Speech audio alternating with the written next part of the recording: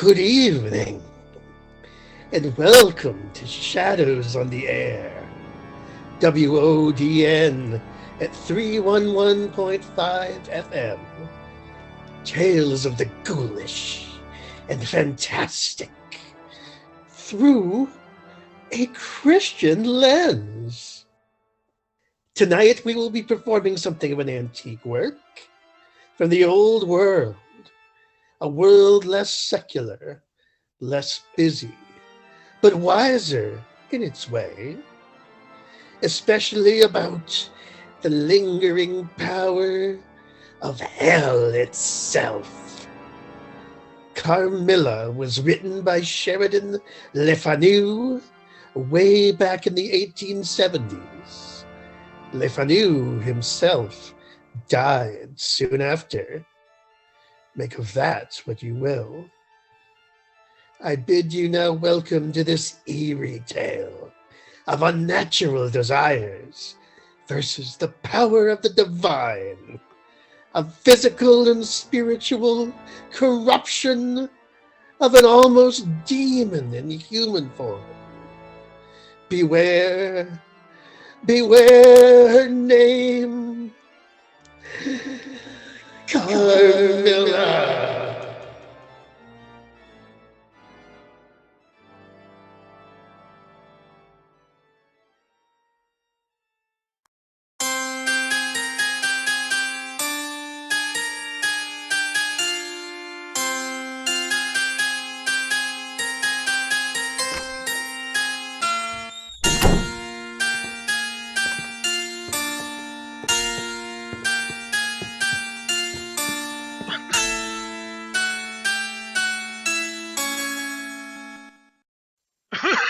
No need to stop playing, Fräulein Bennett. Your music is most pleasing to the ear.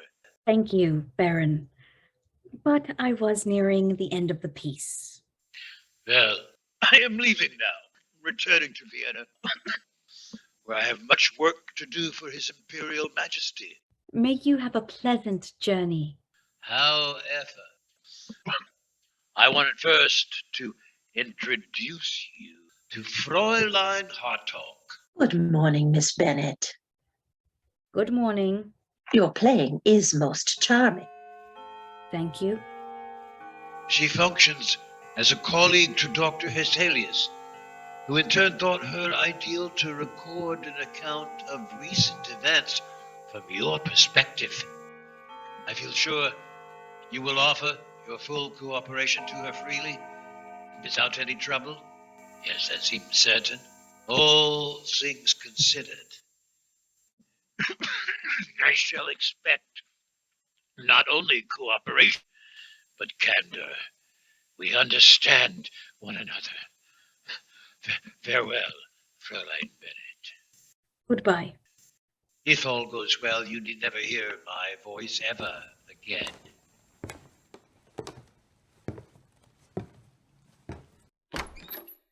I am looking forward to hearing your story, Miss Bennet. May I ask why, please?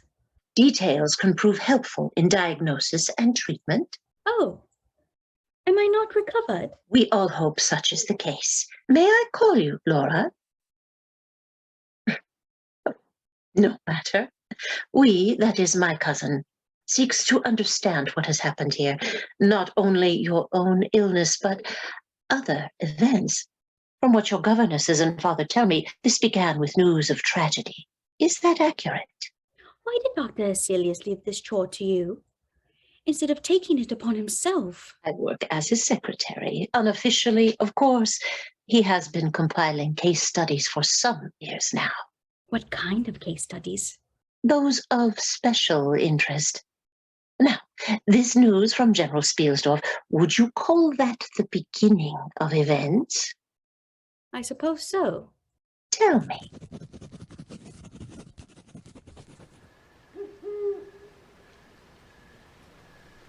Look, Monsieur Bennet, the moonlight on the windows. On nights such as these, my mère used to tell me, spirits walk the earth. Did she really? Yes, she was wise, ma mère. The men in my family have not always been so. I had a cousin. He worked on a ship, and one night, when the moon was just like this, he slept out on the deck. What happened to him, mademoiselle? Your father does not wish me to say. The contrary, I insist you finish the story. He dreamed, my cousin, dreamed of a terrible old woman, a hag, who reached out to claw his face with their talon-like nails. And in the morning, when he woke up, he found the side of his face where the hag had scratched him. He could no longer move. He was paralysé. Merci, mademoiselle. Merci beaucoup. I was feeling a little melancholy before. Such silliness has done much to raise my spirit. Laura, my girl, you know the truth of what happened in this story, do you not? Yes, Papa. Mademoiselle's cousin had a stroke in the night. Precisely. Oh, excellent. Madame Pardon, another voice of reason. Your fellow governess is yet again insisting upon living in a world of fantasy. Monsieur, even the ancients agreed the full moon has a strange power. Herr Bennet, as lone soldier arrived with his sealed letter on horseback in quite an impressive white uniform. He left again almost immediately. Give it here. Oh, yes. This is from the general. Ah, he and his niece delayed? Was. Young Bertha has died. Oh, Mon Dieu! Yes, the poor man is quite distraught, almost unmanned even. I shall pray for the girl's soul. As you wish. The news has left me feeling quite melancholy. This night air does no good at all. Not now. Laura, help me indoors. Yes, of course. Madame? Mademoiselle? I shall stay out here for a time, I think. may I keep you company? I would be honored.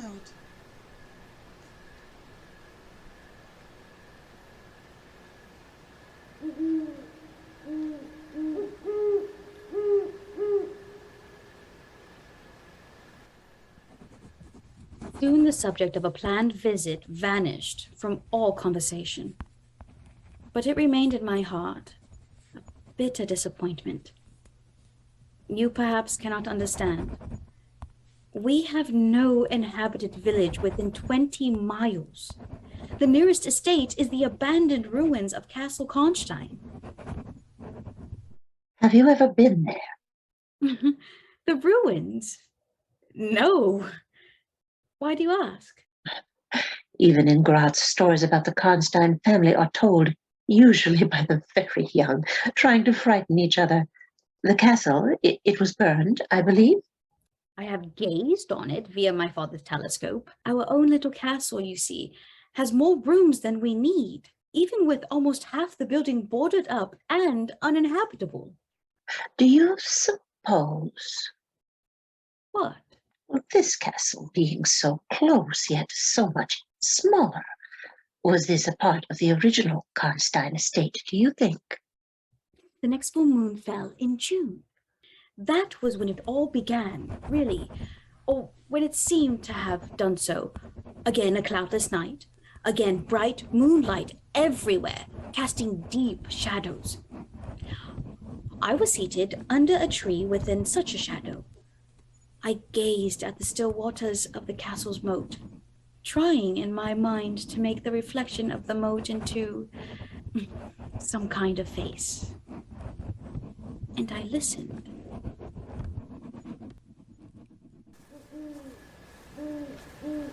Our Laura has 19 years now. A child no longer. True, but that does not mean so much as you fear. Do you not fear? Oh, every hour of every day. But I find comfort in this fact. that her father refuses to see her as she is. Mais she is taller now than he himself. And her body is that of a woman, not that of a girl. Herr Bennet will never allow himself to notice such a thing. And isolated as we are, with every visitor a former comrade of his like General Spielsdorf, he easily persuades himself of what he longs to believe.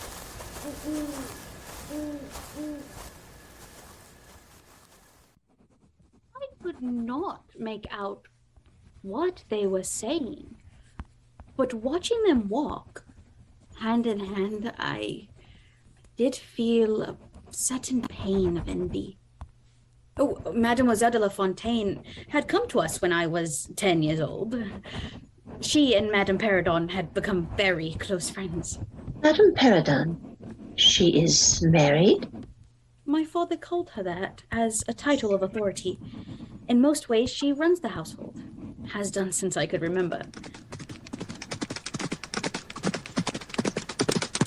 Oh, Dieu, do you see? The carriage is going much too fast.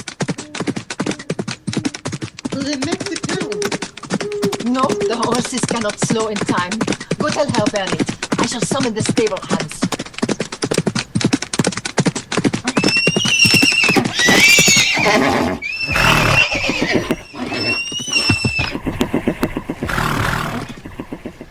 The road before the estate is not in good repair, as perhaps you've noticed. It curves suddenly very near the front gate, where a sudden change in the incline of the hill requires some skill to navigate. Laura, do not draw too close. I am not Madame Perrodon. Pray, no one is seriously hurt. Papa will not like it if I do. Do so in secret if you must. Very well. We have many places to be alone here. Yes. Madame Perrodon, tell me what has happened. As you can see, Herr Bennet, another carriage accident at the turn. I do not recognize it, but by my guess it must be someone important. It looks so ornate. And now I see Martin and the others have brought out a woman from inside the carriage. She is all in white and standing... Now, oh dear. Oh no! What? What do you see? Tell me. They are bringing someone else out of the carriage. I asked Madame Perrodon. They are bringing a young lady out of the carriage now. She's wearing all red like wine, but they are carrying her.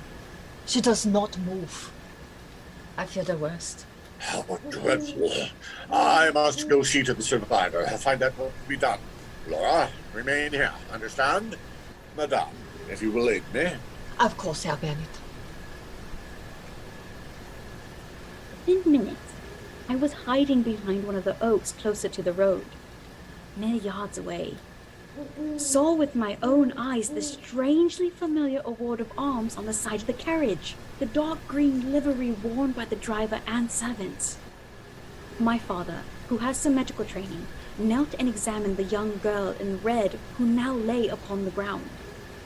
The woman in white, she seemed hysterical. I could hear her wailing, even if no individual words were clear. At last, my father looked at her and spoke. From his manner and from the woman's reaction, I could tell he found the girl in red yet alive. Indeed, from my vantage point behind the tree, I myself saw the girl's hand move. Her face was hidden by a long mane of dark curls. But she seemed at least somewhat close to my own age. I could feel my heart beat faster and stronger at the thought of meeting her.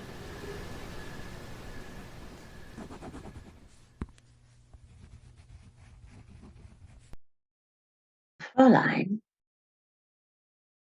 How much do you know of our lives here? some little enough. You and your father are English, yes.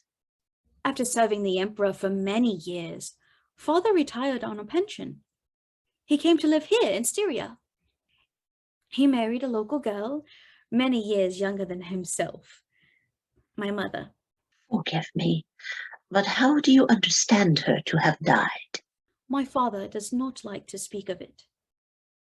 This young lady in red, the one carried unconscious from the carriage, the one whose hand you said moved, she was, I take it, your missing friend.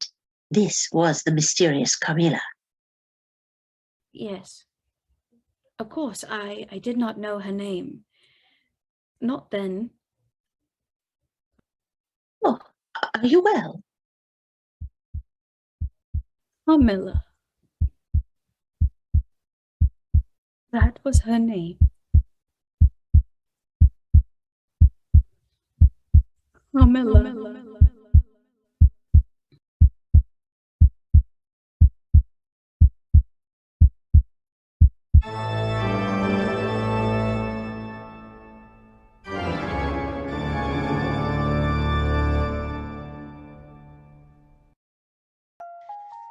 Do you or a loved one suffer from constant feelings of anxiety or a sense of alienation from family, friends, even from your place of worship?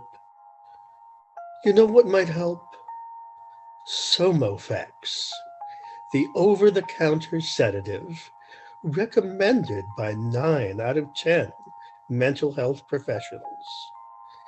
Somofex is not a psychotropic drug, yet can soothe the very real emotional pain caused by boredom, despair, female hysteria, irrational feelings of persecution, and even mild forms of so-called dysphoria.